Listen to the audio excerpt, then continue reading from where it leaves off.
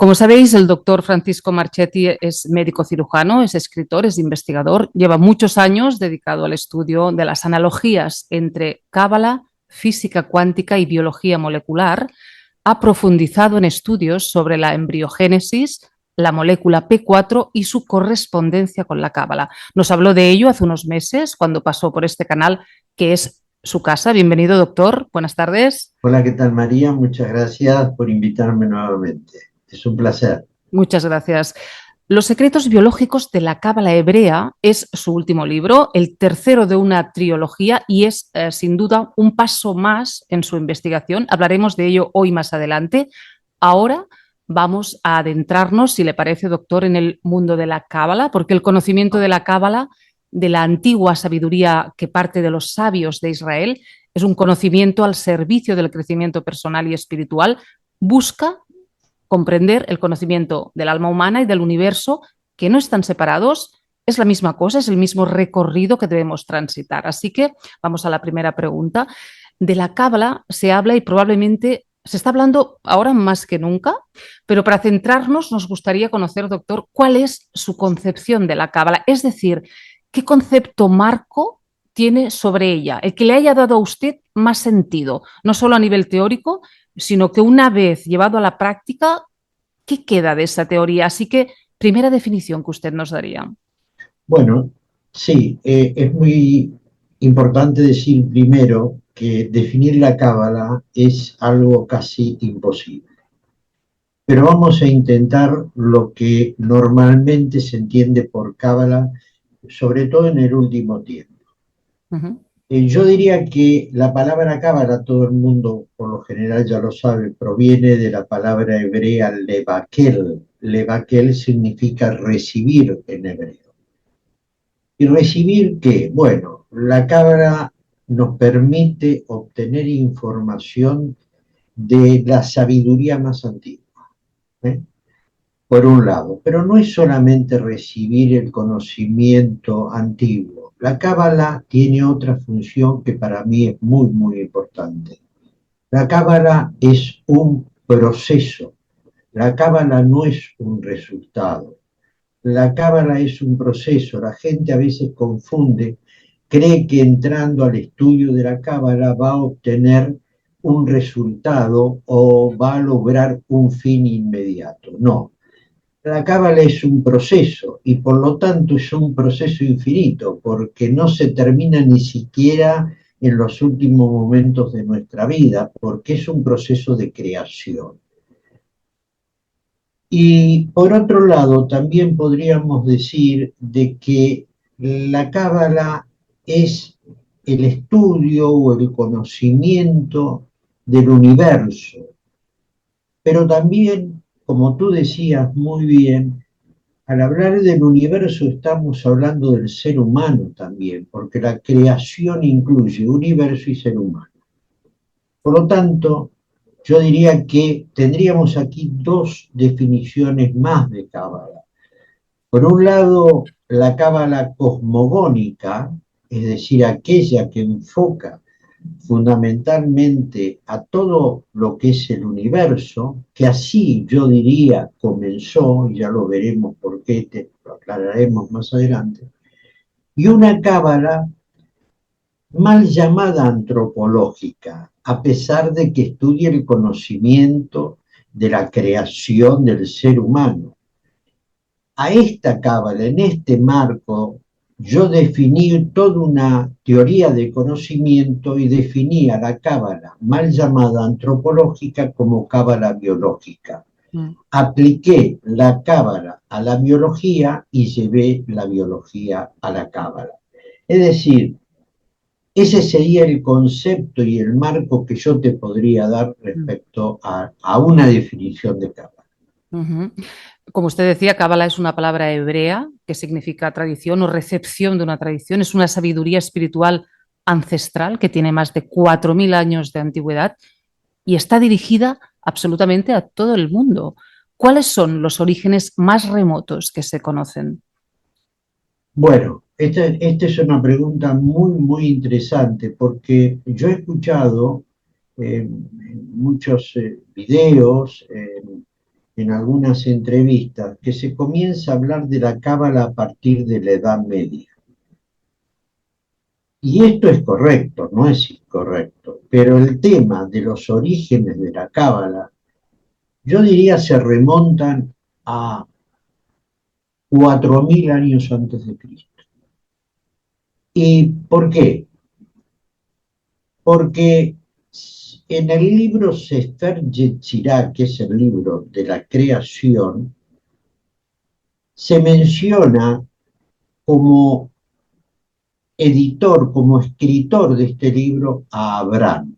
Esto es un tema discutido, al patriarca Abraham. Es un tema discutido, pero lo debo mencionar, porque así se relata históricamente. ¿Y cómo Abraham podría haber recibido estos conocimientos ancestrales a una altura de la historia universal de 3000, casi 4000 años antes de nuestra era?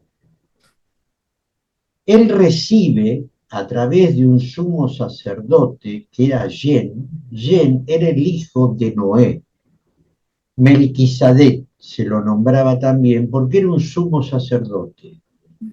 Yen, hijo de Noé, del famoso Noé, del arca de Noé, le transmitió la bendición a Abraham. ¿Qué quiere decir que bendijo a Abraham? Bendecir a Abraham en esos momentos significaba darle el conocimiento, mostrarle la verdad. Y es así que se dice que Abraham recibe por primera vez los conocimientos a través de Yen. Y Abraham se los pasará a Isaac y a Jacob, y así sucesivamente. Pero aquí tenemos un problema. ¿De dónde recibió el hijo de Noé esta información? Estamos hablando del año más o menos 2800, 3000. Mi teoría, y después de haber estudiado y leído bastante sobre los sumerios, que fue la primera civilización de la Mesopotamia, que es justamente ahí donde también se va a instalar Abraham, en la región de la Mesopotamia, entre el río Éufrates y Tigris. Yo digo que los sumerios seguramente llevaron toda esta información a la descendencia de Yen y de ahí pasa Abraham. Se nos abre un gran interrogante que yo le he hablado bastante en 2 o 3 oportunidades con Mario Sabat. ¿Y de dónde reciben los sumerios esta información? Bueno, yo tengo la respuesta, pero que cada uno se la imagine. No vamos a entrar a pensar en cosas que pueden generar polémica. Pero esta información viene de un nivel muy, muy, muy elevado o no tan elevado, pero la información es muy profunda y no es terráquea ni humana. Y entender y utilizar esas enseñanzas te ayudan a experimentar la vida con el conocimiento de que las cosas no te suceden a ti, sino que suceden para ti. Eso es un cambio total, ¿verdad? Exacto. Sin duda, doctor, es la cábala un legado de sabiduría que ha llegado a nosotros para que vivamos con más sosiego, con más paz interior la vida, pero es verdad que siempre se ha hablado de que la cábala era algo secreto, como que no se debiera mostrar o que no era fácil su comprensión. ¿Qué nos puede decir sobre esto? Habiendo concluido en el tema de Abraham, de la información de Abraham, de Isaac y de Jacob, aquí tenemos un periodo oscuro, empieza a haber un periodo que es de tiniebla con respecto a qué pasa con la cábala. Y tenemos que entonces ya insertarnos históricamente, yo diría, en el siglo I antes de nuestra era, siglo I, siglo II, y siglo I, II y III después de nuestra era, que ahí tenemos un serio problema. Vamos a ubicarnos en lo que era la tierra actual de Israel en aquel momento. En aquel momento la zona era Palestina, se la llamaba Palestina y estaba formada por tres regiones: la región de Galilea al norte, con el mar de Galilea, la región de Samaria en el centro y la región de Judea en el sur. Aquel que haya recorrido o haya ido a Tierra Santa, sobre todo haya ido a Jordania, verá que el recorrido de Galilea hasta el sur de Jordania es un recorrido que se puede hacer en corto tiempo, no en un gran tiempo. En aquella época se hacía a pie. Se hacía a pie o a caballo o en mula. Existía en ese momento, en el siglo I, una gran tensión en el pueblo judío. Había tres posturas fundamentalmente. Por un lado estaban los gnósticos. Por otro lado estaban los fariseos. Y por el otro lado estaban los saduceos. Claro, ¿cuál era la tensión que había? La tensión, por un lado, era la lucha de poder entre estos tres sectores. Pero por el otro lado, debemos recordar que el pueblo judío estaba siendo sometido al imperio romano. Bien, había hambre, había pobreza, había sufrimiento, había lo que yo digo corazones endurecidos en el pueblo judío. Y esto generó una gran tensión. Los gnósticos, por su lado, reivindicaban todo lo que era ético, no moral, ético fundamentalmente, y sobre todo eran de estricto cumplimiento a leyes como por ejemplo la higiene, la pulcritud de la vestimenta, se vestían de blanco, es decir, tenían una serie de códigos muy estrictos éticamente. Por el otro lado estaban los fariseos, que era el gran rabinato, eran los rabinos que manejaban las sinagogas y que, bueno, ostentaban un gran poder político. Y por el otro, los saduceos, que eran más estricto pensamiento legal, estaban más ajustados a las leyes, a las normas estrictas de la convivencia del pueblo judío, pero también eran revolucionarios, era el grupo armado del pueblo de Israel. Entre toda esta situación no debemos olvidar, debemos tenerlo bien presente si más adelante lo vamos a comentar, la aparición de un personaje. Dentro de todo este gran contexto aparece Yeshua de Nazaret. Es decir, Yeshua de Nazaret aparece dentro de un contexto de tres polos, ¿no? De tres dimensiones. Ahora bien, ahí, ¿quién manejaba el discurso? Lo manejaban los fariseos. Pero ¿quién manejaba el conocimiento? Esta es la gran pregunta. Los gnósticos. ¿Y los gnósticos quiénes eran? Los esenios, que vivían escondidos en Qumran. Es decir, no se mezclaban ni con los fariseos ni con los saduceos. Y vivían en las cuevas del Qumran. Y ahí tenían la información.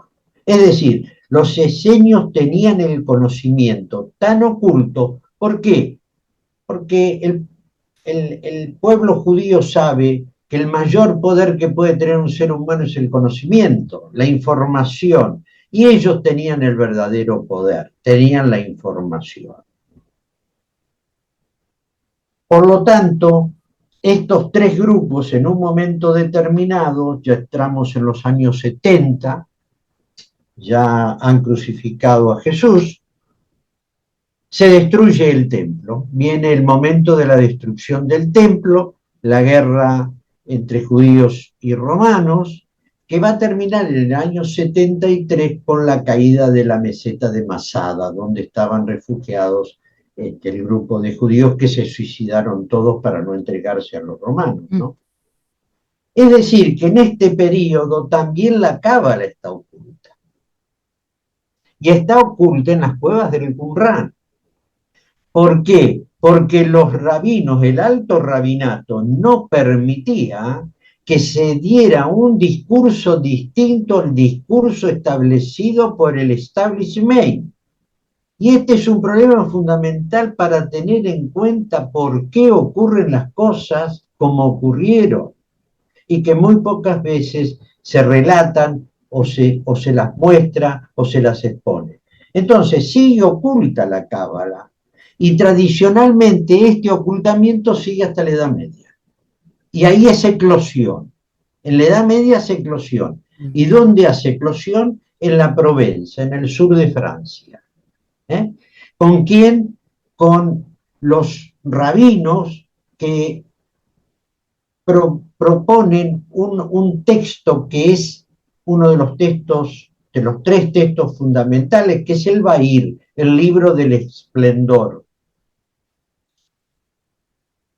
Una vez que llega a la Provenza, se instala en Gerona la primera escuela de Cábala, con, no recuerdo en este momento el primer director de la escuela, pero el segundo que le sucede se llamaba Isaac el Ciego. Dice que era, a pesar de su ceguera, el hombre veía cualquier alma humana, tenía una gran sabiduría. Y de ahí ya se distribuye por el resto de la península. Aquí hay toda una larga historia, hay libros enteros que cuentan todo el relato de todos los cabalistas. Mario Savant tiene una tesis doctoral muy interesante donde hace un análisis de todos los cabalistas. Y llegamos a Zaragoza con Abraham Abulafia, y después llegamos a Moisés ben Yochai, que es el que escribe el Zohar.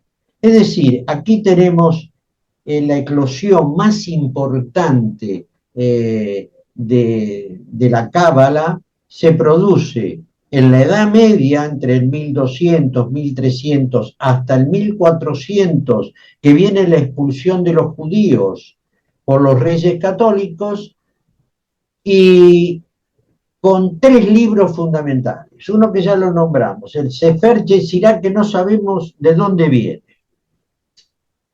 Pero vamos a recordar que si bien algunos decían que lo escribió Abraham, pero que si bien lo escribió Abraham, la información le vino de Yen, del hijo de Noé, lo importante es que los que conocían el Sefer Yetzirah eran los esenios, en las cuevas del Qumrán. Y que Jesús lo supo, y lo leyó, y lo entendió muy bien. Lo que pasó después que no lo entendieron nadie. Pero esto es otra historia.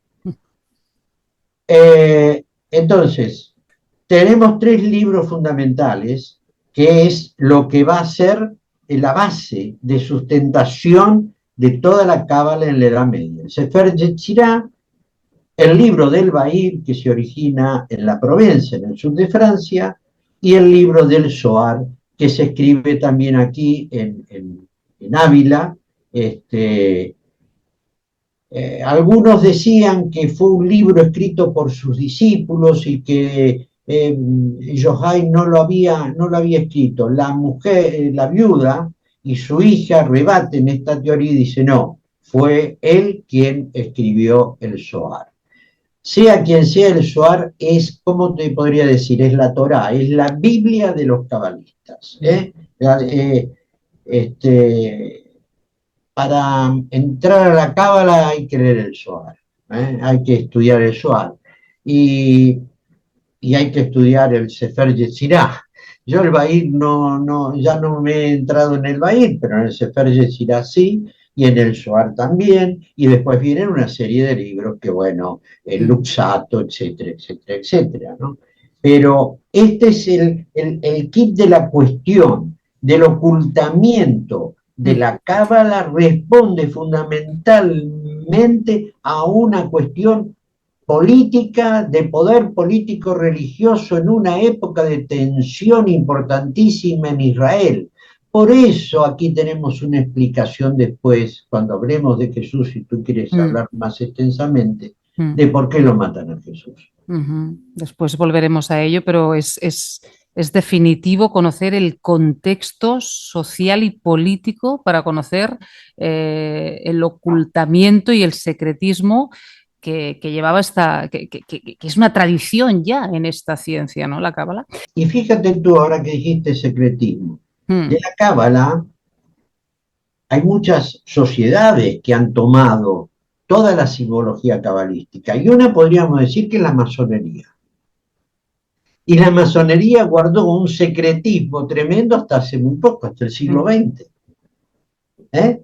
mm. ¿Por qué? Porque venía con esa raíz de guardar el secreto y ellos siguieron guardando ese secreto por temor. ¿Por temor a qué? A un poder que los perseguía incluso en el siglo XX, XIX y XX. Claro. Ese es el motivo real, ¿no? Aparte Ese del es el motivo. contexto, digamos, ese es el motivo, el poder que es la información y que es la comprensión de esa información, ¿verdad? Eso es todo. Exacto. Ya hablamos, doctor, al detalle del árbol de la vida, hablamos extensamente, pero es cierto que la mayoría de personas encuentran una gran dificultad en esa ascensión por el árbol y quedan prisioneros en Yesod, en el fundamento, en el ego. Mi pregunta sería, ¿qué podría motivar que se diera un salto en ese recorrido vertical por el árbol? Es decir, ¿cómo podríamos contribuir de forma personal, cada uno de nosotros, a acelerar ese recorrido ascendente? Sí, yo diría, acelerar es un poco difícil, es un poco difícil, porque en Cábala ese ascenso a los niveles de la Cábala también te ofrece la posibilidad de un autoconocimiento, ¿no es cierto? Mm. Entonces, para llegar a ese autoconocimiento hay que hacerlo paso a paso. ¿Y por qué la gente queda atrapada? Por algo que te dije yo al principio, porque la gente que busca resultados inmediatos. Yo veo que a mí a veces me preguntan, incluso como médico, eh, muchas veces, ¿y cuándo se resuelve esto, doctor? ¿Cuándo? ¿Eh?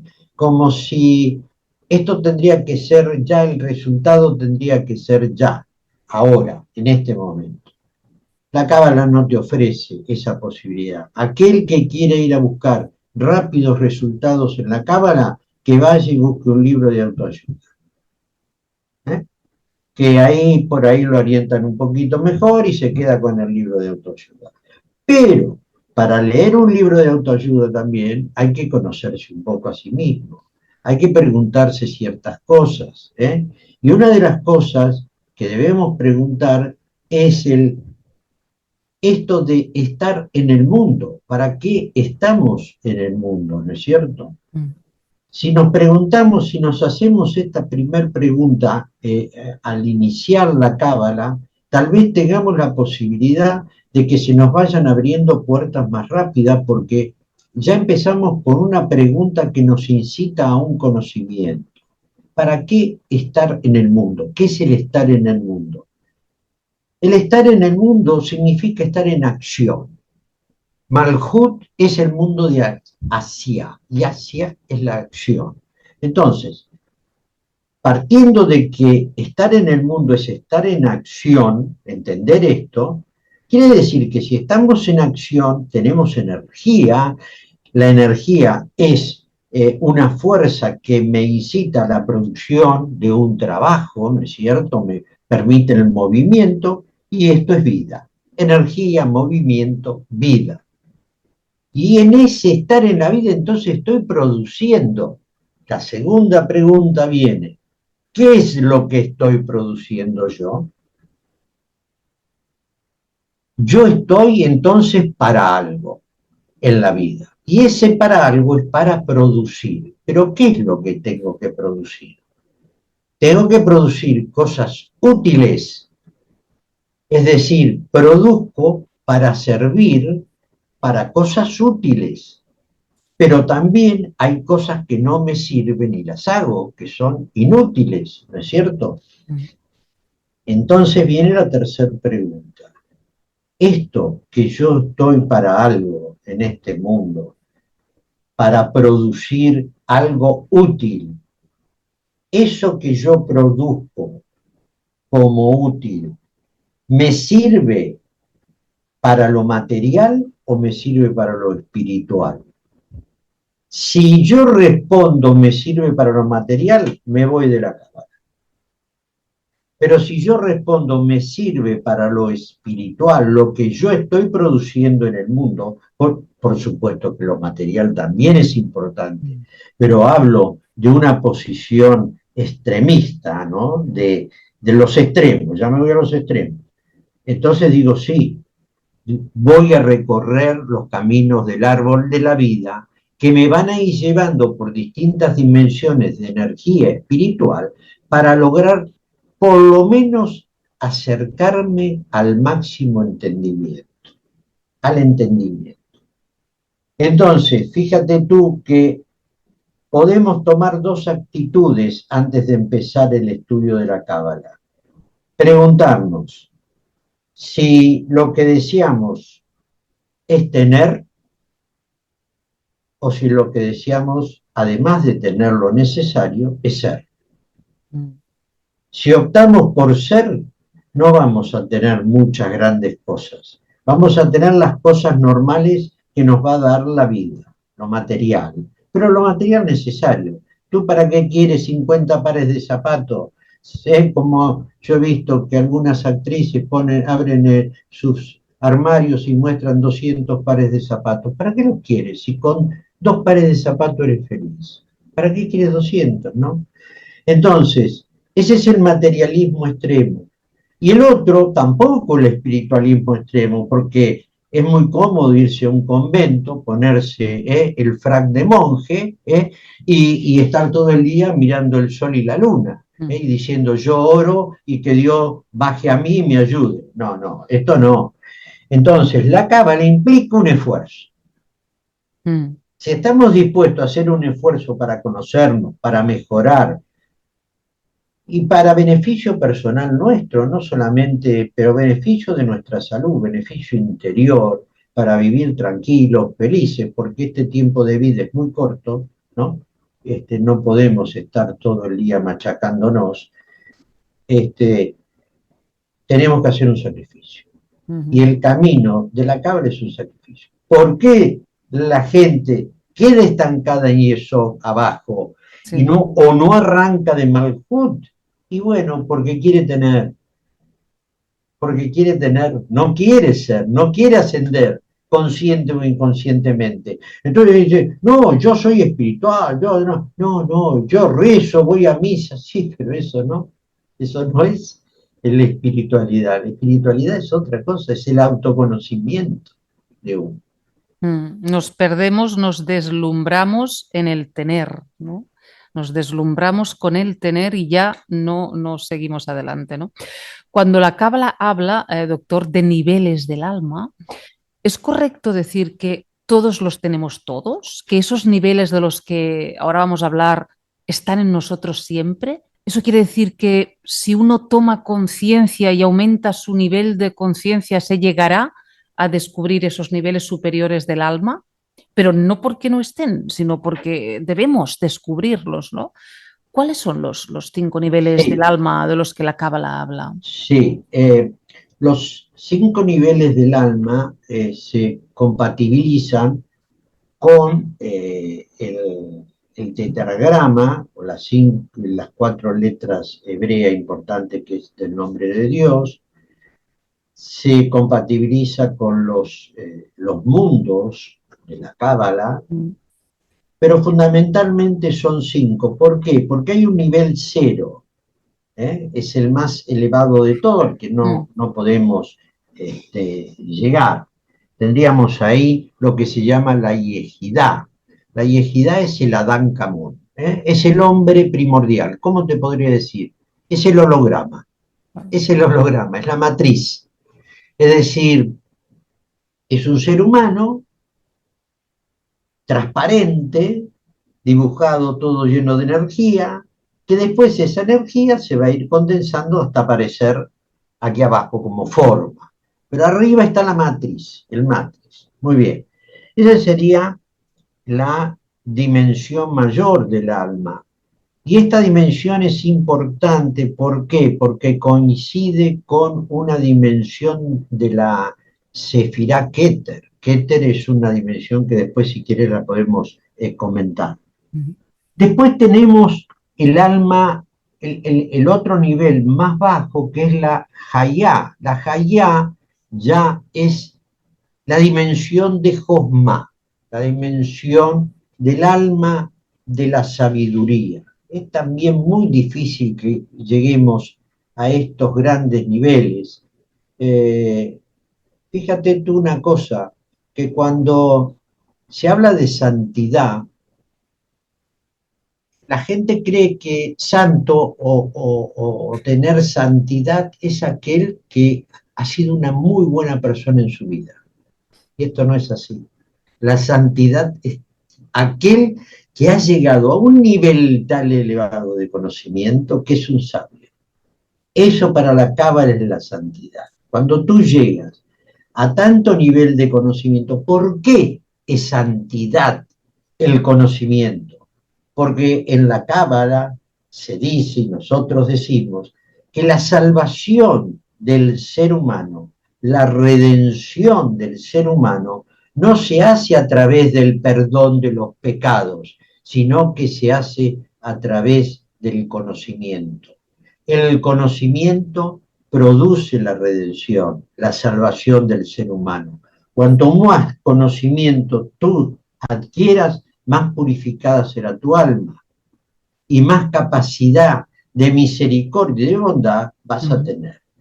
Bajamos entonces al tercer nivel, que ya estamos en Neyamá, que es el alma de la dimensión de la Sefirá Biná, o el mundo de Briá.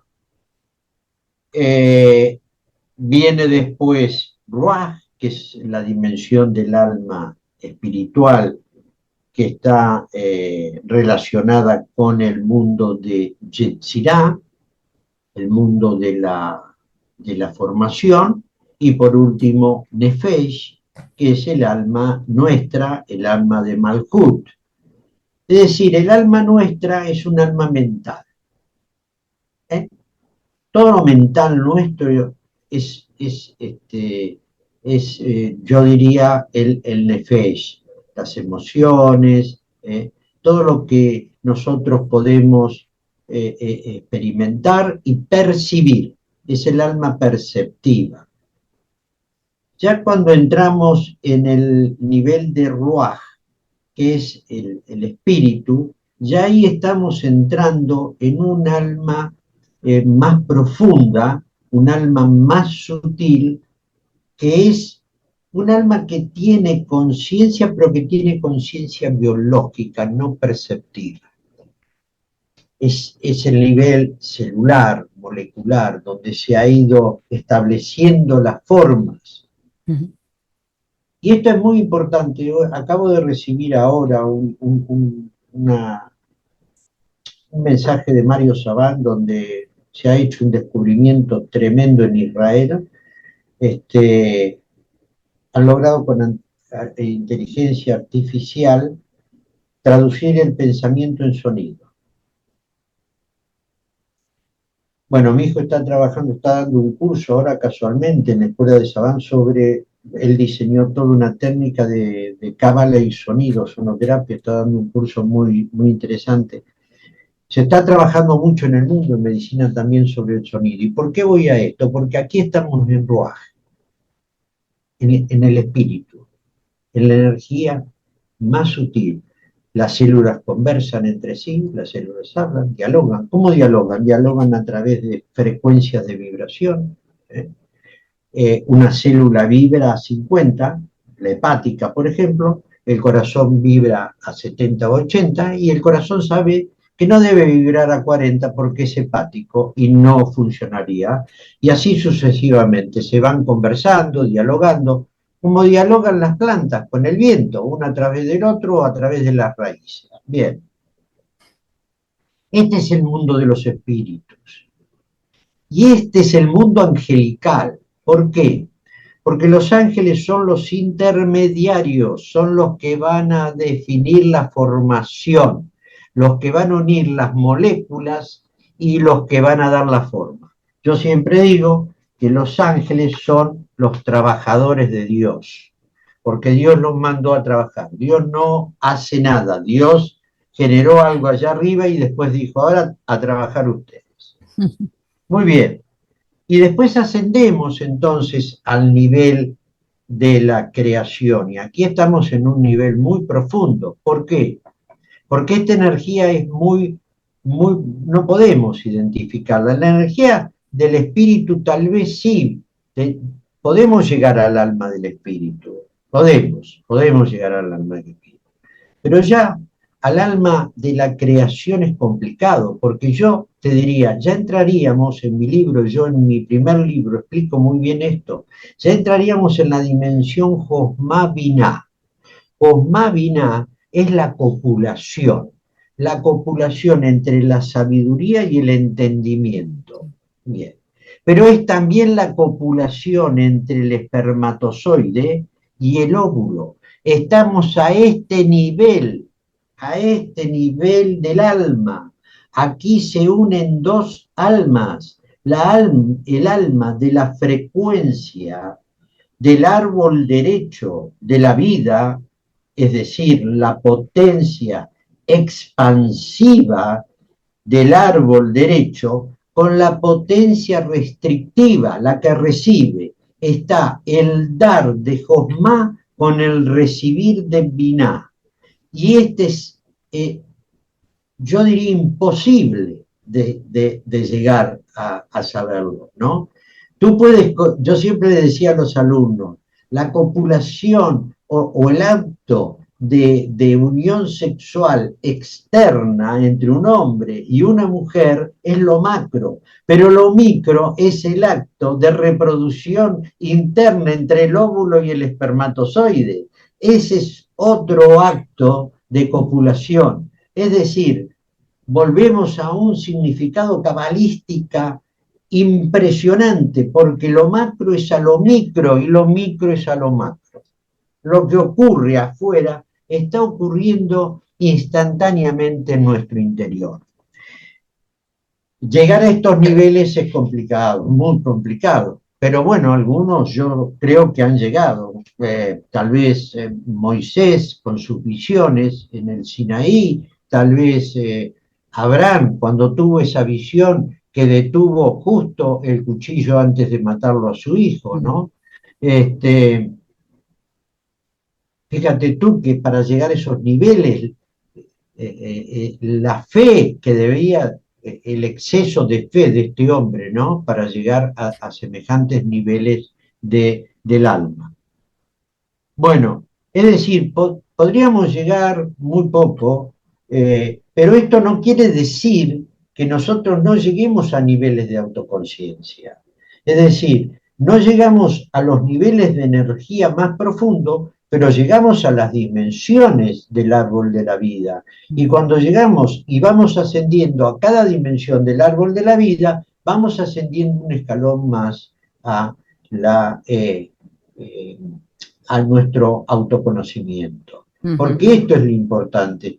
Ahí vamos a darnos cuenta el por qué existimos. Y también ahí nos vamos a dar cuenta de que la muerte es un paso transicional. Es decir, por eso la cábala, yo decía, es un proceso eterno, porque pasamos ya después al otro plano y vamos a retornar de nuevo y siempre es un proceso de creación.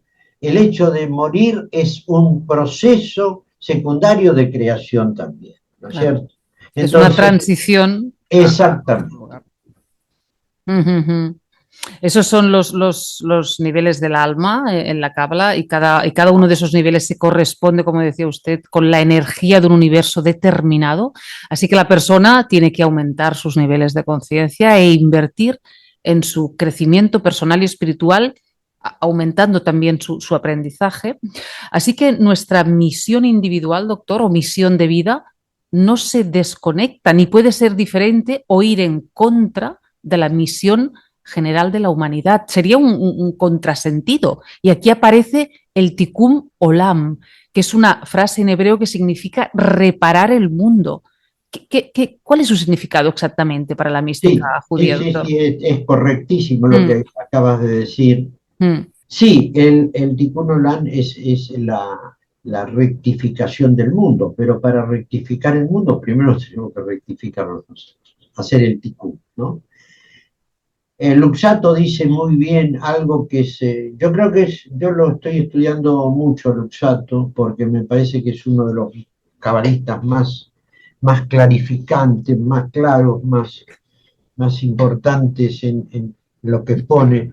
Eh, Luxato dice que venimos al mundo para perfeccionarnos. ¿Y perfeccionarnos para qué? Para estar preparados para el paso al mundo siguiente. Debemos entrar con la mayor perfección posible, porque de lo contrario vamos a volver a Malhut. Eso dice Luxato. Entonces, ¿para qué hemos venido al mundo? Hemos venido para perfeccionarnos. Hemos venido para tener un proyecto. ¿Eh? Y esto es importante porque el proyecto nos va a dar el sentido de vida. Ya después veremos un poco cómo se une esto con Keter. mm. Entonces, eh, si yo vengo al mundo para perfeccionarme, debo optar por algunas cosas. Si estoy trabajando y me gusta esa actividad que estoy desarrollando, tratar de hacerla cada día mejor. Si estoy estudiando, estudiar no por estudiar para tener un papel colgado en la pared, porque esto a mí no me da nada, a mí me da un aval, ¿eh? Es un aval, pero lo importante es perfeccionarme para que yo pueda entender para qué estoy aquí y a dónde voy a ir después de Mm. aquí. ¿Eh? Entonces, tengo un proyecto de vida y si tengo un proyecto de vida, tengo un motivo para vivir y tendré un motivo también de estar un poco más equilibrado en esta vida. ¿Eh? Es decir, venimos también a arreglar nuestros desequilibrios. ¿Eh? Esto es importante también tener en cuenta, porque imagínate qué sería de nosotros si no arregláramos nuestros desequilibrios, nunca nos perfeccionaríamos. Claro. Hay muchos que viven en el desequilibrio, bueno, Mm. no les interesa perfeccionarse, es una manera de darle sentido a su vida, pero el verdadero sentido de nuestra vida es venir a corregir nuestros desequilibrios. Y corregir nuestros desequilibrios en esta vida es hacer el ticún.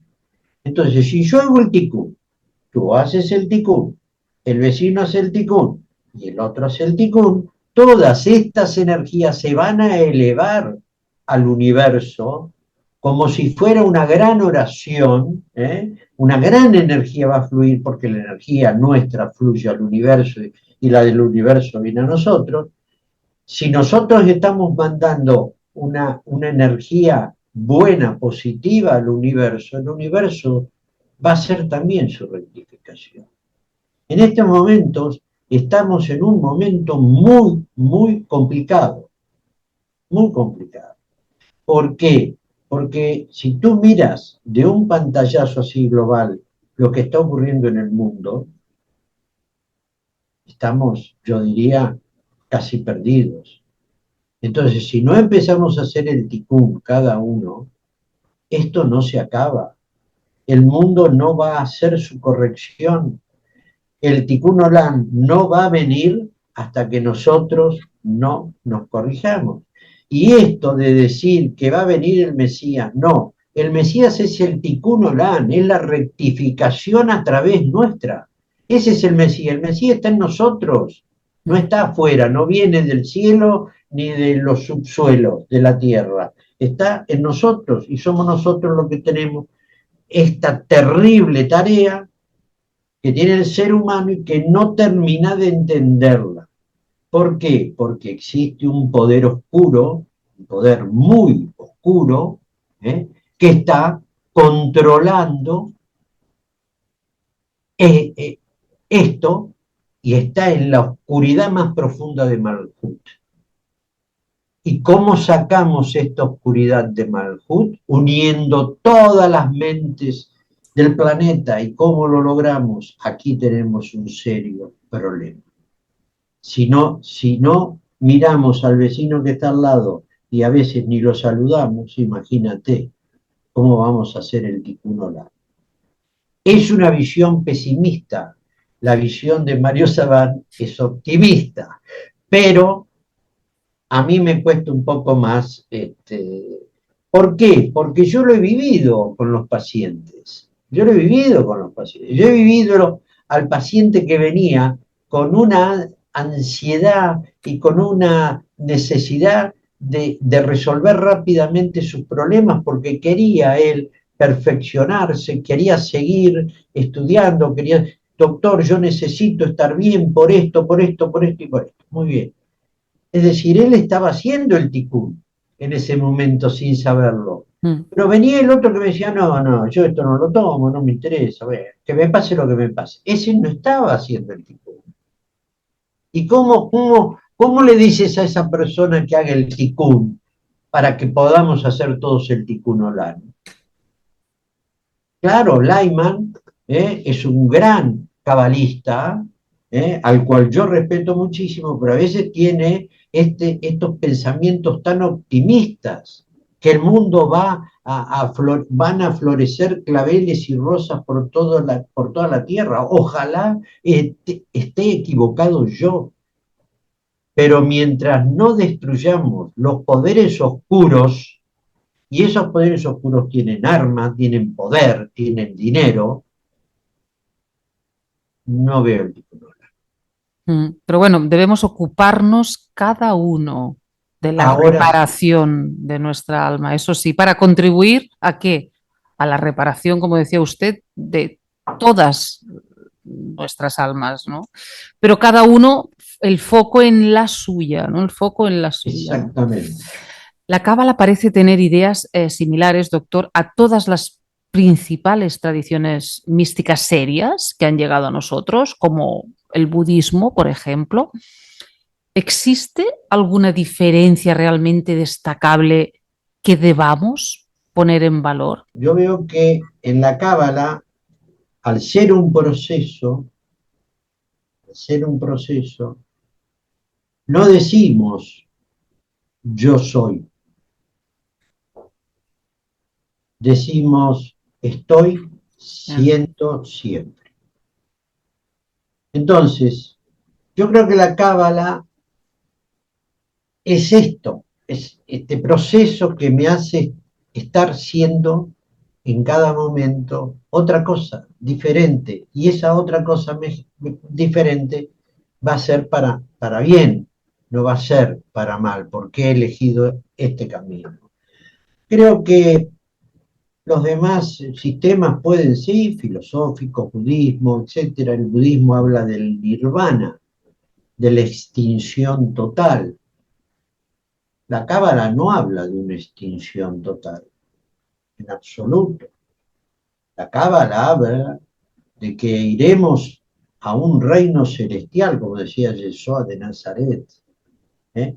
Y ese reino celestial es una energía mucho más elevada, no es un lugar físico, no es un sitio material, es un lugar espiritual. En cambio, el nirvana es la salvación por medio del nihilismo total, de la destrucción, de la nada total. Y en la Cábala existe la Ein Sof, la energía infinita. Es decir, que aquí tendríamos una diferencia significativa. Con el resto no te podría decir porque no soy un estudioso del tema, pero con el budismo veo esta diferencia. Y veo que la importancia de la cábala es el estoy siendo, no yo soy. Esto marca una diferencia significativa. Por otro lado, desde el corazón de la Cábala, que como decimos es una sabiduría mística que busca desentrañar los misterios más profundos de la existencia, se encuentra el concepto, doctor, del pan de la vergüenza. ¿Qué significa para la Cábala comer el pan de la vergüenza? Bueno, aquí entran dos vectores. El vector de dar, Mm, es decir, estaríamos en la dimensión de Geset, y el vector de recibir, estaríamos en un lado derecho del árbol de la vida, en una energía expansiva, y estaríamos en el otro lado en una energía receptiva, alguien que recibe. Ahora bien, si tú me haces un regalo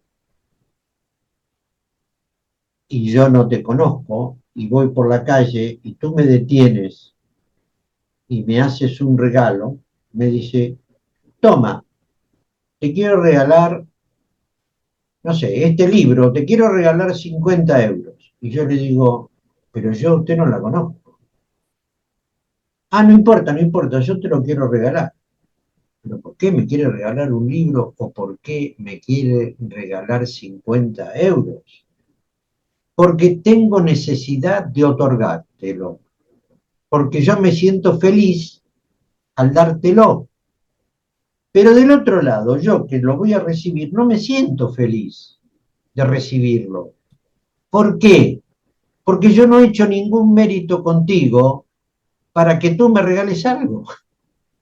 Entonces, ¿qué te voy a dar yo en ese momento en contraprestación a ti para agradecértelo?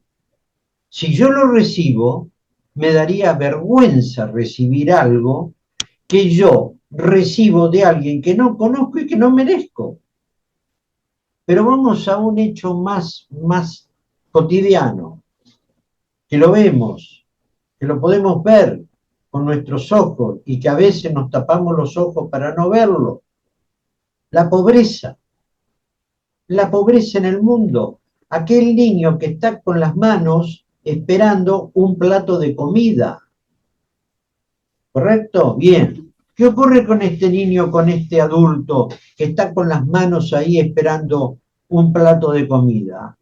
Siente vergüenza de recibirlo. ¿Por qué? Porque él ha sido expulsado de un sistema que no le ha permitido hacer el ticún, perfeccionarse, estudiar, tener un lugar de trabajo, algo con que retribuirle a la sociedad. ¿Me entiendes? mm, Y yo veo a esos niños, a esos seres que van a pedir, hacen cola y están pidiendo comida, lo hacen con vergüenza, lo hacen con vergüenza. Ese es el pan de la vergüenza. ¿Por qué? Porque ellos han sido excluidos por un motivo o por otro. No vamos a entrar a analizar las causas, pero ha sido excluido de la sociedad. La sociedad los ha rechazado. Entonces viene alguien con misericordia a darle ese pan. Ellos lo reciben, pero lo reciben con vergüenza porque no pueden devolverle a la sociedad nada. Están marginados. Esto para mí es el pan de la vergüenza. Gracias, doctor.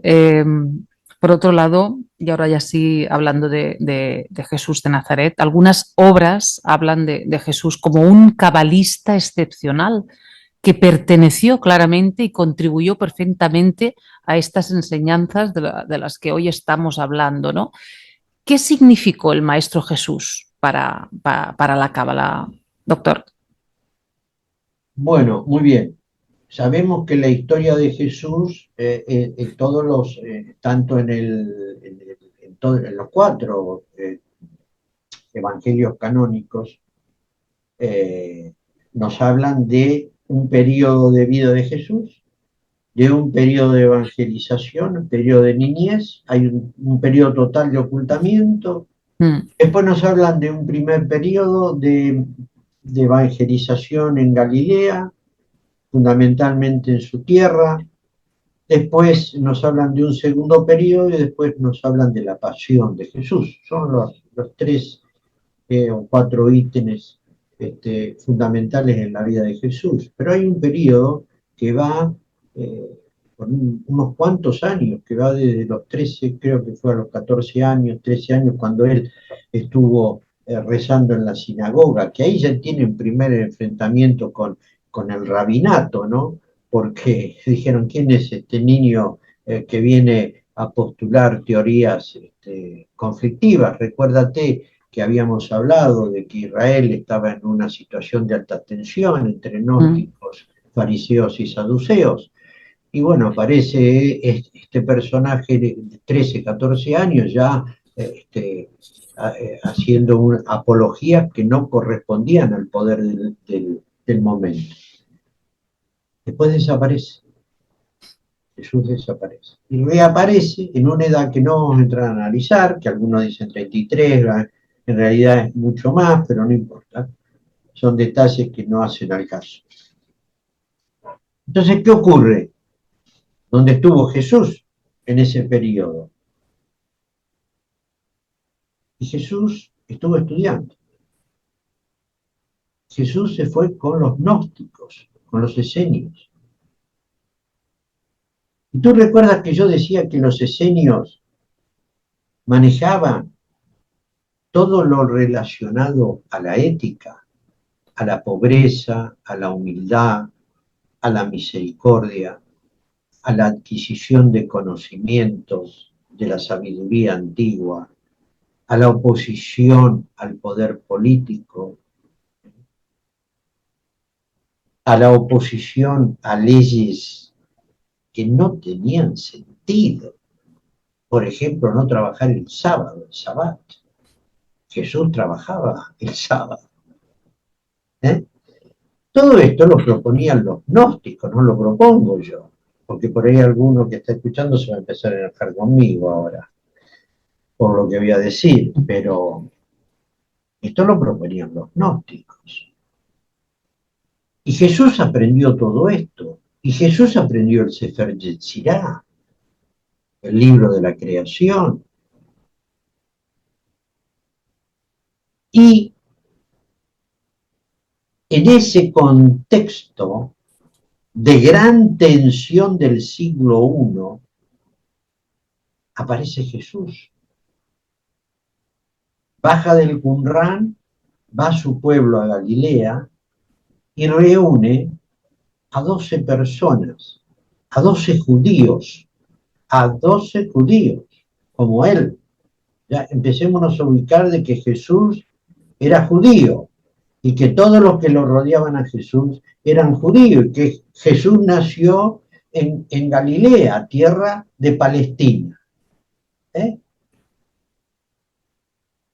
Entonces, Jesús reúne a estos discípulos, ¿para qué? Para enseñarle cábala. Jesús es un cabalista. Es un cabalista que junta discípulos, como ahora hay cabalistas que tienen sus discípulos y enseñan cábala. Entonces,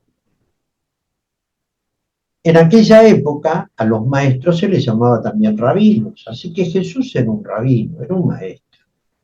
Tomó 12 personas para enseñarle cábala. Ahora vio que dentro de estas 12 personas había problemas para enseñarles. Algunos entendían y otros no entendían nada de lo que decía. Entonces, por ahí se tenía que manejar con parábolas hasta que le hicieron un planteamiento, ¿no? ¿Por qué le dicen, Jesús, nos hablas con parábola? Y aquí viene algo muy interesante, que es la parábola del que quiere ver y el que quiere ver y el que quiere oír, ¿no? Porque Jesús le dice, hay quienes ven y no ven, y hay quienes oyen y no oyen.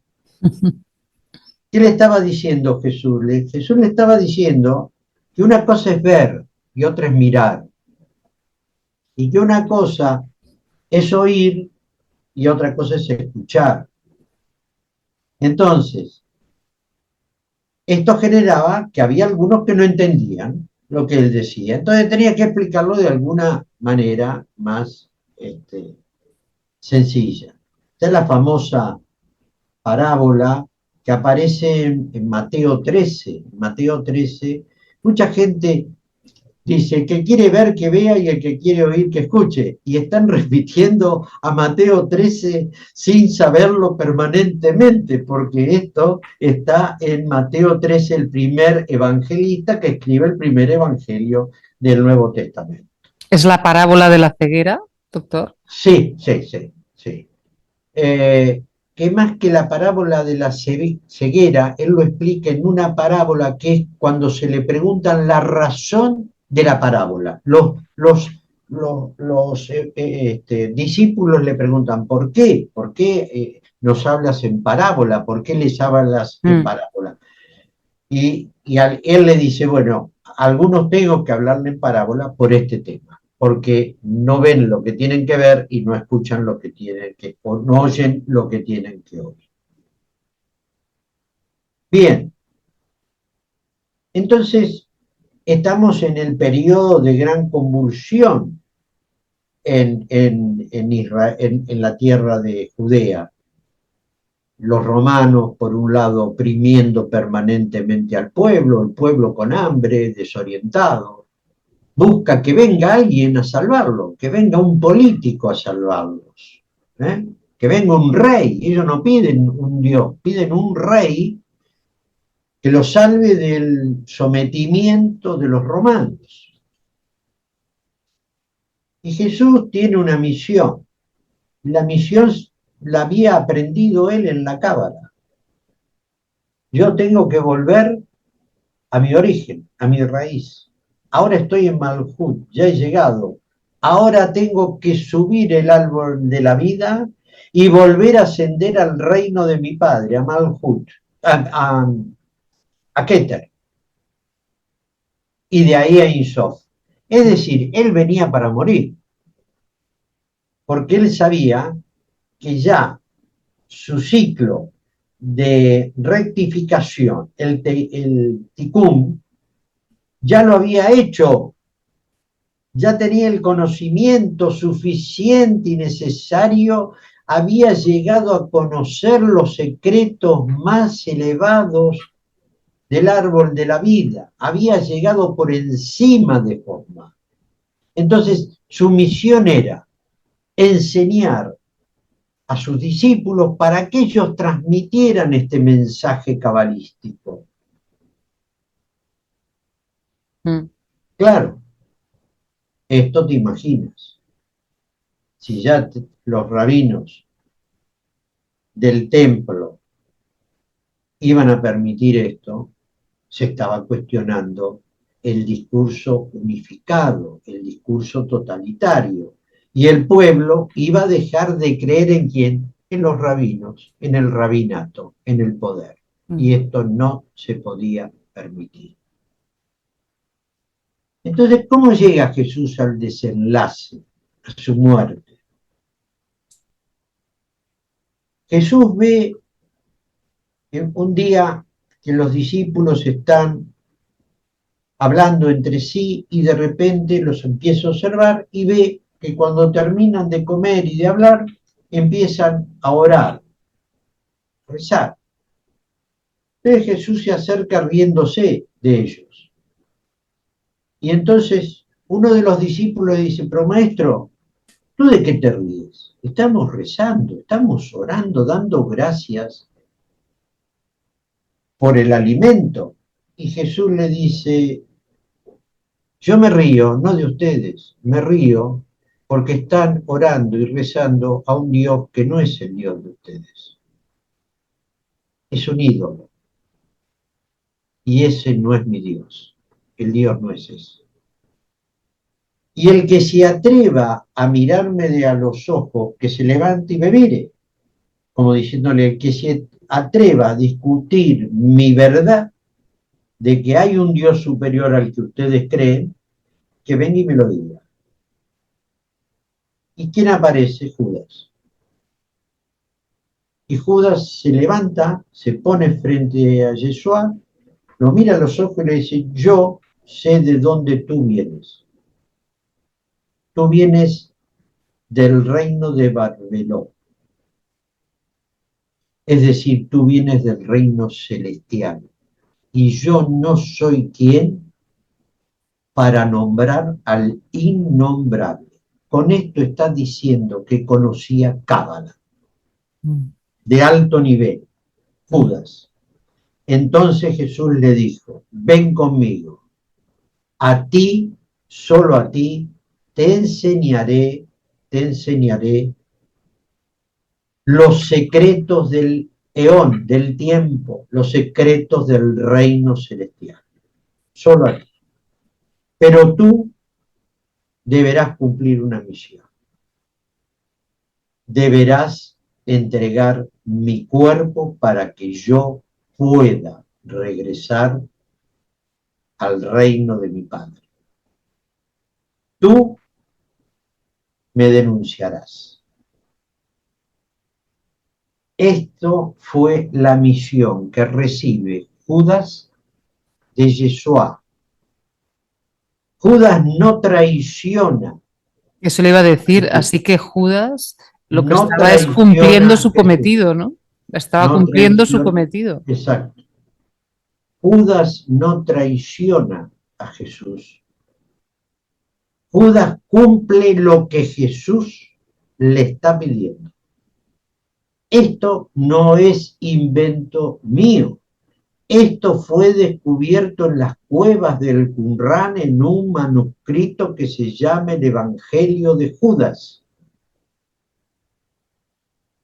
y que está bien protegido en Israel y se lo puede ir a mirar y leer que ahí está la conversación de Yeshua con Judas. Pero para un aval más y una garantía más a todo esto, voy a agregar una cosa. Alguien me podrá decir, mire doctor, usted está diciendo tantos disparates juntos que yo no sé si lo voy a seguir aguantando.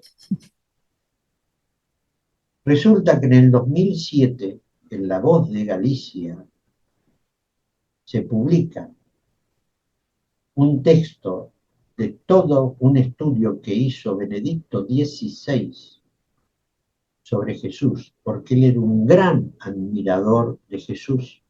¿Sabes lo que dice Benedicto XVI? Que Jesús estudió con los esenios en las cuevas del Qumrán. No lo digo yo. Antes de que me torturen o te escriban de todo en YouTube, que no se lo digan al pobre Papa que ha muerto, pero que está escrito por Benedicto XVI. Yeshua de Nazaret era un rabino cabalista que estudió en las cuevas del Qumrán y que después reunió discípulos para explicarle la cábala, que tuvo suerte con algunos que lo entendieron, otros no entendieron nada, pero el gran rabinato lo entendía. Y el gran rabinato, que era el que lo entendía el poder, no se lo permitió. No se lo permitió. ¿Y qué ocurre después? 300 años después de la muerte de Jesús, con Constantino I, se cristianiza la religión romana, se la hace cristiana, pero antes, unos años después de la muerte de Jesús, Pablo de Tarso empieza el marketing, a vender a Jesús y a llamar a los judíos, vengan, vamos a cristianizarnos, vengan, cristianiza. Es decir, aquí ocurrió un hecho extraordinario que ahora se está revirtiendo. Los judíos abandonaron el judaísmo de Jesús y los cristianos cristianizaron el judaísmo de Jesús. Y ahora volvemos a entender de que Jesús era judío. Pero si yo se lo explico a una señora o un señor que va todos los días a misa y que le digo que Jesús es judío, me puede matar, ¿me entiendes? Me puede matar. No se Pero arriesgue, yo no lo, se, no se pero yo arriesgue, no lo, se arriesgue. pero yo lo siento en el alma, pero esto produce una revolución tremenda. Estamos adorando a un judío. Claro. Y no hubo tal traición, ¿no? Como dice usted, Judas estaba cometiendo el cometido que se le dio. Exactamente, exactamente. Eso es destacable en toda la narración que nos ha Jesús dado. tenía que volver a Keter, de Malhut a Keter. Claro, claro, y acabar su ciclo natural por el árbol de la vida. Y una Ya vez, había, claro, ya había hecho el ticún, claro, claro, claro, claro, con el, años de claro. estudio. Es como si tú hubieses ido a la universidad durante 10 años, sales de la universidad y armas una escuela de 10 discípulos y les empiezas a explicar. De esos 10 tendrás uno que será brillante, el resto más o menos y otros entenderán un poco. Ujú. Así que todos los que estamos aquí en este momento estamos en proceso de ese ticún, porque si no, no estaríamos. Todos estamos trabajando en ello de alguna manera, ¿no? Salvo aquel que no quiera hacer el ticún. Claro, eso no ha empezado. Es que ese no ha empezado. Como que no empezó. Lo empezó, o bueno, Bueno, cada uno llega a o su. tendrá que volver muchas veces para hacer el ticún. Exacto, exacto. Pero el camino es uno y todos tenemos que pasar por ahí. Todos Exactamente. tenemos que pasar por ahí, ¿no? Acabando este apartado de Cábala, doctor, ¿qué dice la Cábala de los 72 nombres de Dios y qué significan esos nombres? Bueno, aquí tendría que hacer, voy a hacer el esquema mental, a ver si me, Estupendo. porque tendría que hacerlo con un lápiz y un, pero lo voy a hacer mental. Ujú. El nombre importante de Dios es lo que se conoce como el tetragramatón o el tetragrama, que es Yu, la letra G, la letra Bab y la letra G de nuevo. Es decir, tenemos dos G, una Bab y una Yu. Estas letras tienen, si quieres y si tenemos tiempo, después te explico la simbología y lo que significa cada letra. Ujú. Tú sabes que las letras en hebreo, igual que los átomos, tienen un peso, y tienen un valor numérico. Los átomos tienen masa atómica y peso atómico. Las letras tienen peso y tienen un número ¿eh? Eh, por cada una de ellas que le da un valor.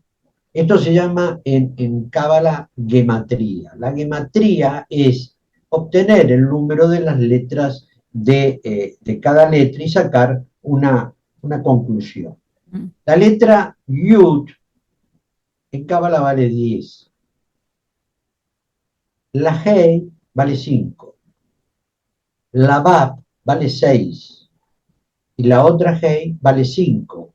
Tenemos 10 más 5 más 5, 20. Más 6, 26. ¿Correcto? Ujú. Muy bien. Supongamos que yo ahora ponga la Yud sola aquí. Tú ves recordando valor, 10. Abajo pongo Yu, Hei. Tengo 10 más 5, 15. Abajo pongo Yu, Hei, Ba. 15 más 6, 21. Y abajo pongo Yu, Hei, Ba, Hei. Si sumo todo, 26 abajo, si sumo 10 más 15 más 21 más 26, que tengo 72. Los 72 nombres de Dios. De ahí vienen los 72 nombres de Dios. Es lo que se llama la escalera de Jacob.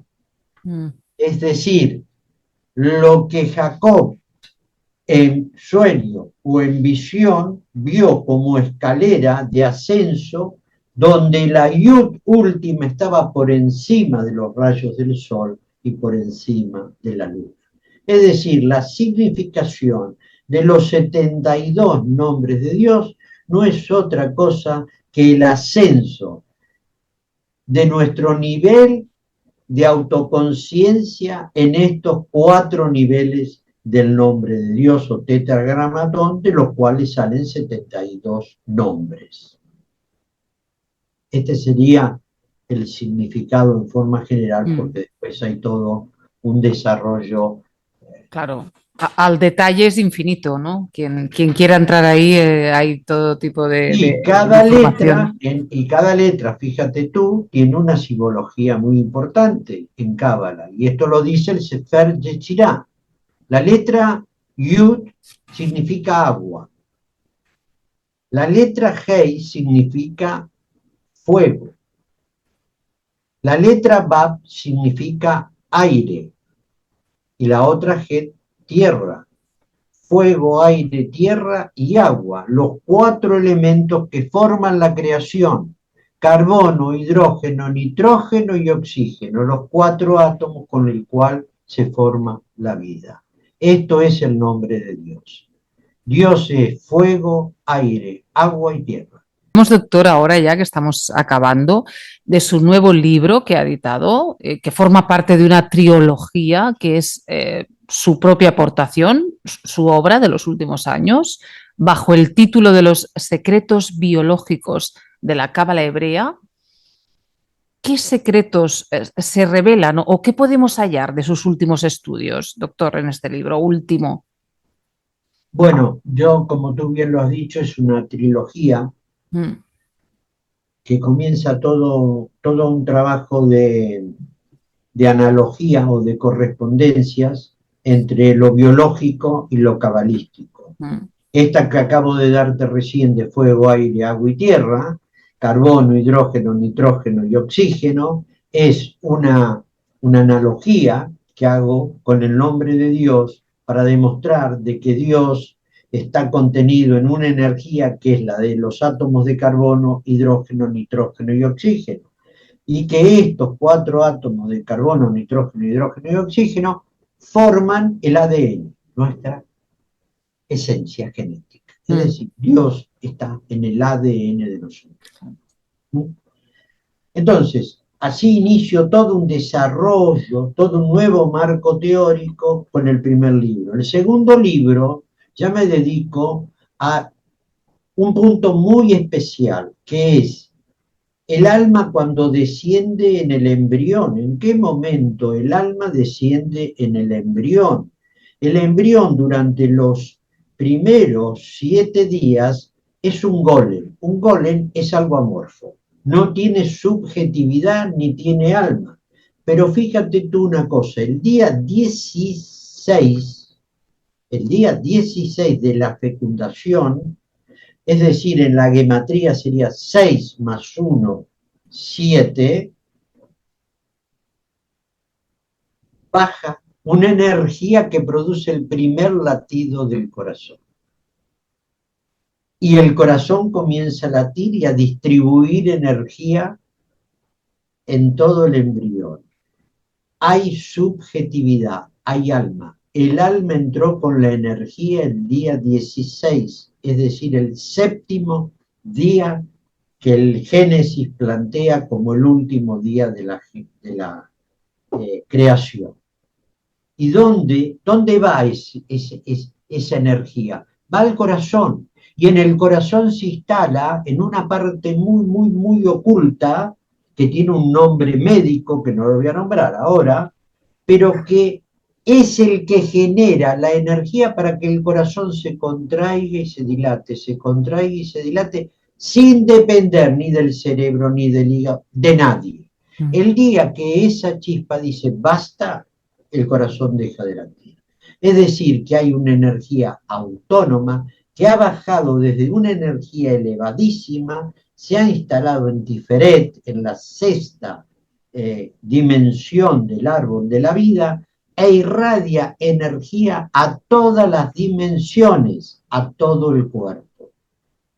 Por eso Abraham Abulafia, el gran cabalista de Zaragoza, de la Edad Media, del 1200, si no me equivoco, 1206, murió en el 1291, vivió muy poco, 40 años, dice que la primer realidad creada por Dios en el hombre es la sangre, y que la sangre es circular, y que esa energía se instala en el corazón.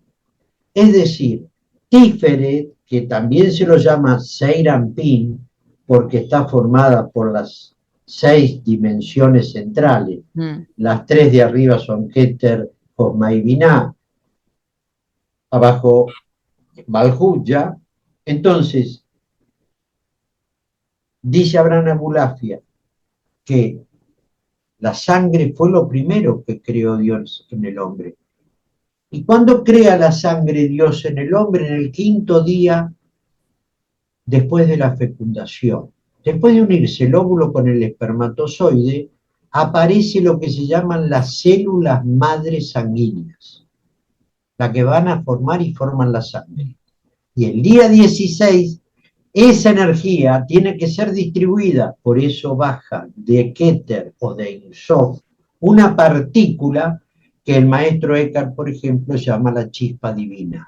Grandes místicos dicen San Juan de la Cruz, los grandes místicos siempre hablan de esa chispa divina. Y si tú ves algunas imágenes de Jesús con un corazón, la imagen del corazón sosteniéndolo, bueno, esa chispa está instalada en el corazón y es parte de la energía proveniente de Dios. Todo eso lo desarrollo en el 2.º libro para enganchar con el 3.er libro, que aquí sí aparecen secretos mucho más profundos, como el de la identidad, donde ya entro en el código genético, entro en los cromosomas y hago un análisis, por ejemplo, del cromosoma 6, que para mí es uno de los cromosomas más importantes, donde hay un gen que es el gen de la identidad, el gen que identifica a cada uno de nosotros,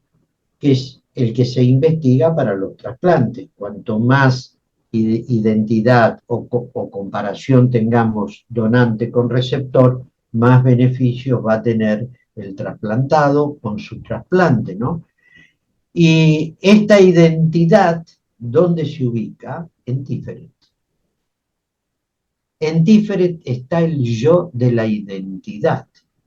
Y en Yesod está el yo social, el yo, la máscara, la personalidad. El personaje está en Yesod. Y en Tiferet está la chispa divina con su identidad, con su subjetividad. Yo soy, pero el yo soy del cromosoma 7 del ADN. Y la Cábala dice, yo soy en el corazón de Tiferet. Yo no soy en Yesod. Y ahí empieza el gran Sot, el gran secreto en este libro, que ya profundizo mucho. También el cromosoma 5, por ejemplo, tiene un gen codificado que es el gen del habla, el gen de la palabra.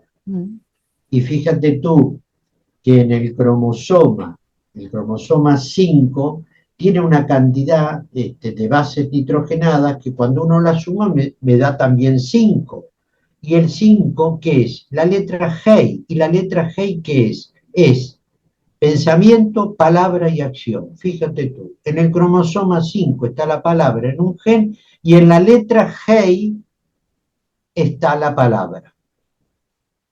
Y la palabra de la letra Hei representa el número 5. Y yo, casualidad, en el cromosoma 5 está el gen de la palabra. Las analogías entre lo biológico y la Cábala se traspolan permanentemente y así hay miles de secretos, bueno, que se puede leer tranquilamente, pero yo aconsejaría como trilogía empezar por el Por primero. el primero, ¿verdad? Si se animan, Si se si, animan, si se sí. Bueno, animan. para amenizar este verano, porque si tienen tiempo de lectura, ¿no? Tienen. ¿En qué Bueno, se va a enfocar? no van a encontrar esto no es un libro de autoayuda, No, esto no, que no, no, quede no, no. claro, Es un libro de investigación, es un libro es un libro, profundo de mira, investigación. si no tenemos tiempo, pero esto surgió en la década del 70 con un trabajo de investigación que yo hice, Mm, donde descubro una molécula, la progesterona P4, en un estudio que hacíamos en el Instituto de Investigaciones Médicas de la Universidad de Buenos Aires, este, donde veo que la progesterona es una molécula que aparece muy fuertemente a partir del tercer mes del embarazo y sube exponencialmente hasta el noveno mes en sangre, que en el noveno mes, sin saber razón alguna, cae bruscamente y produce el parto. Y fíjate tú que en los primeros meses esta molécula está muy baja en sangre y es la mayor cantidad de abortos espontáneos que se producen. Pero a partir del tercer mes ya no hay abortos espontáneos porque esta molécula está protegiendo al embrión, al feto. ¿Por qué lo protege? Porque es una proteína extraña. Es extraña para la madre, entonces necesita que sea protegida. La creación necesita protección. La protección de Binah, que es la madre. mm, ¿Me sigues? mm, Bien. La protección de Binah, que es la madre. Pero necesita una fuerza que la sostenga, que lo proteja. Y esta molécula, P4, es Geburá, que se une a Binah, mm, del lado izquierdo del árbol de mm, la vida. Binah necesita de Geburá para proteger a esta creación. La madre necesita de Geburá para proteger la creación. Y Geburá es la molécula P4. Pero cuando Geburá dice basta y se retira y no protege más, se produce el rechazo, que no es un parto, es un rechazo. La madre rechaza porque esto es extraño para mí. mm. Entonces, teniendo en cuenta este análisis, dije, ¿por qué no emplear la molécula P4 en los trasplantes de órganos? Como yo hacía trasplantes Claro. de órganos en Argentina, empezamos a usar la molécula P4 primero en animales y después en seres humanos y vimos que protegía al órgano trasplantado. Es decir, que la cábala hizo una copulación tremenda con la biología. Y a partir de esta investigación, que fue publicada, tengo los trabajos originales, fue publicada en la revista Medicina de Buenos Aires, después se publicó aquí en Europa, en Inglaterra. A partir de ahí busqué todo este proceso que terminó en esta trilogía de la cábala con la biología molecular. Es decir, cábala y biología molecular ha abierto un nuevo campo de investigación para los que sigan, ¿no? Y Claro. que les interese investigar este tema. Ujú, ujú. Así como hay una cábala psicológica, una filosófica, una cábala, bueno, hay, Poética. sí, Mm, también ahora mi hijo está haciendo un trabajo importantísimo con los cuencos tibetanos, colocándolo en las distintas dimensiones del cuerpo y haciendo una cábala psicológica y un trabajo terapéutico con resultados espectaculares. Está dando un curso ahora en la escuela de Sabán, hay una cábala de sonoterapia, él abrió un camino nuevo de cábala, como abrimos un camino a la cábala biológica, él abrió un camino a la cábala de sonido y ahora Mario me acaba de mandar esta información con el sonido. El Colegio de Médicos empieza a trabajar con sonido para el nivel de equilibrar las vibraciones de energía corporal. Bueno, hay también una cábala mística, hay cábala, es decir, la cábala es infinita. ujú. ¿Por qué? Porque lo abarca todo, Todo, absolutamente. abarca la creación, abarca todo. Como dijimos al principio, recibe conocimiento ancestral, es un proceso de autoconocimiento y nos lleva a conocer el universo y a conocernos a A nosotros. nosotros. Biológicamente, claro, lo que pasa es que yo como médico contaba con la ventaja de conocer lo Claro, interior, claro. conocer cómo funciona nuestro organismo, nuestras células, cómo se genera un embrión. Bueno, es decir, la medicina da este conocimiento muy importante, por eso la analogía con la cábala me resultó bastante llevadera. Claro, y ha podido desarrollarse a través de la cábala aún más como doctor, ¿verdad?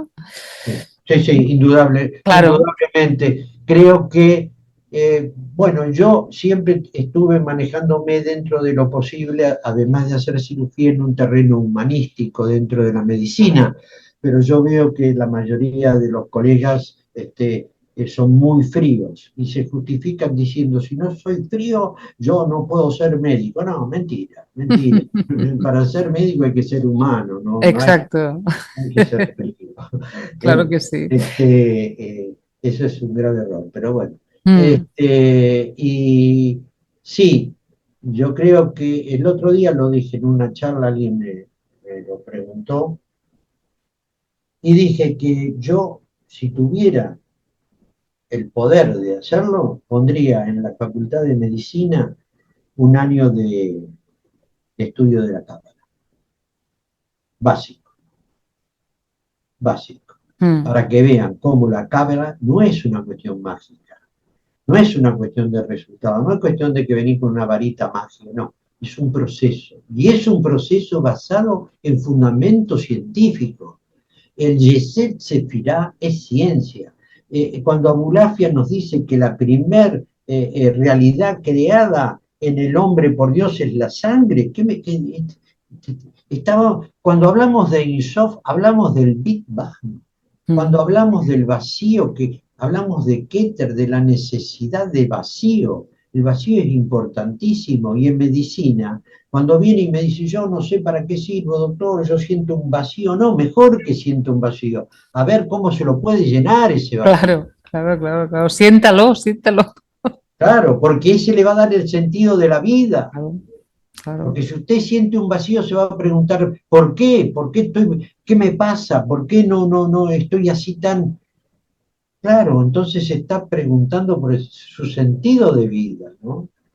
Es Keter, básico. Keter nos enseña a preguntarnos el sentido de la vida, porque en Keter está el vacío.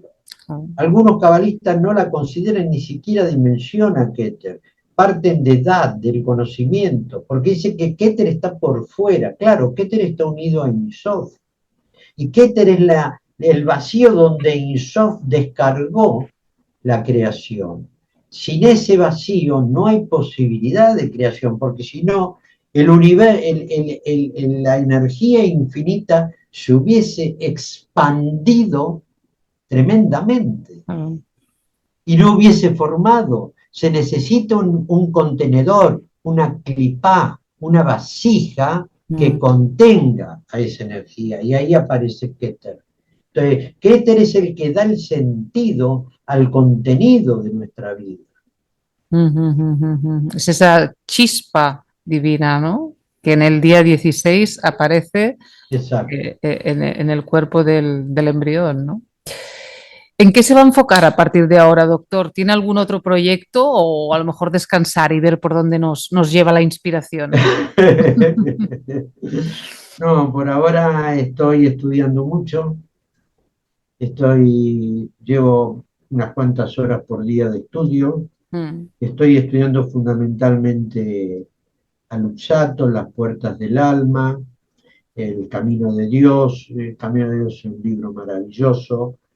Este, bueno, y no tengo algún proyecto tal vez para el año que viene, para dar una masterclass sobre algunos temas que me interesan, pero bueno, y nada más viendo. Ahora hay que prepararse como decía Yeshua de Nazaret, hay que comenzar la preparación, ¿no? Y la preparación es terminar lo más que podamos con el proyecto de vida que ha mm, sido trabajar como médico, estudiar, y bueno, y ver, ¿no? Cómo llegamos a la transición, Mm, que eso es lo mm. importante, llegar tal vez con el ticún de la mejor manera posible. Seguir aprendiendo hasta el final, ¿no? Sí, Porque sí, para la sí, cábala, si no podemos sí, decirnos al final del día si hemos aprendido algo nuevo, ¿verdad, doctor? Ese sí, día es un sí. día en vano, ¿no? Exacto, esto lo decía, mira, había un cabalista, no recuerdo quién, si era Luxato, no recuerdo quién, que decía que el día que no meditemos Mm, un ratito de tiempo para nosotros, ese día no vivimos, no hemos vivido.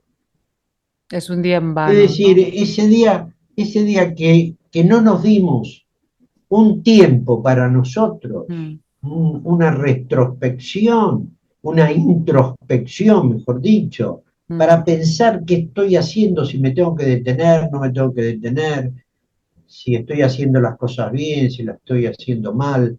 Si yo no me detengo un poco a pensar esto, no hablo de la meditación profunda ni de entrar en posición de yoga, no, no, a sentarme y pensar. Es saber, como usted Francisco, decía, exacto, saber que estoy siendo,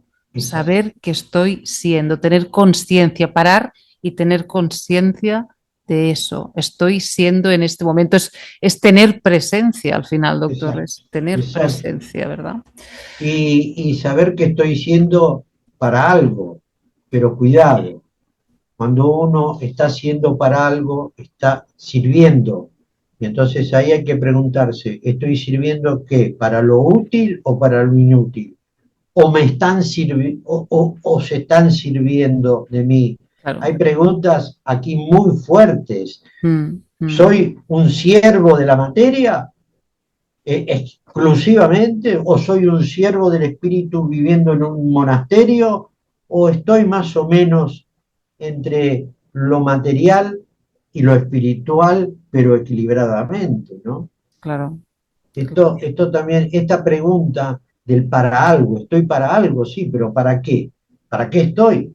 Porque a lo mejor estoy todo el día sentado en un banco de la plaza mirando cómo pasa la gente. Mm, Eso no me da una utilidad a mí, ninguna. ¿Le da una utilidad a quién? Al banco, porque el banco sirve para que yo esté sentado, nada más. sí, nada más, nada más. Hay que estar dispuesto a este crecimiento, doctor. Ojalá los que nos hayan escuchado en este encuentro hayan incorporado algo nuevo que les haya hecho crecer. Ojalá. Ojalá, ojalá, Nosotros, desde luego que sí, porque solo aprendes lo que enseñas, ¿verdad? Finalmente, por eso este afán de compartirnos, ¿no? Solo puedes aprender lo que enseñas, ¿no? Porque esto no es para alguien en concreto, sino que es para todos, ¿no? exacto. Es para Sí, todos. sí, es como decía Lusato, entender con sabiduría y tratar de ser sabio con entendimiento, pero pasando por el conocimiento. Mm, mm. Muchísimas gracias, doctor. Es un placer siempre que pase por aquí. Espero que en unos meses nos podamos reencontrar para Bueno, seguir hablando, porque pero me consta que el vídeo que hicimos ha ayudado a mucha gente, me han escrito y me lo han dicho. O sea que le doy las gracias por ello. Y si alguien tiene alguna pregunta en relación a lo que hemos dicho, lo puede dejar en los comentarios. La próxima vez que usted pase por aquí, podemos cómo cuestionar no. esas preguntas que nos hagan llegar.